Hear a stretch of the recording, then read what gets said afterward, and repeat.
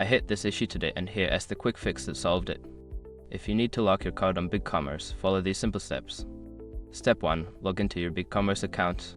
Before changing your settings, use the srock.com link in the description to open the password strength checker, then update your password if needed. Step 2. Navigate to account settings. Once logged in, go to the dashboard and find the account settings option in the left-hand menu. Click on it to access your account management options. Step 3. Access payment methods. In the account settings, look for the payment methods section.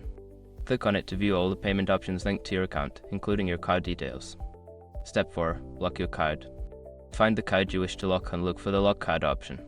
Click on it and confirm your choice when prompted. This will prevent any transactions from being processed with that card. Step 5. Verify card status. After locking your card, return to the payment methods section to ensure that the status of the card shows as locked. This will confirm that your card is secure.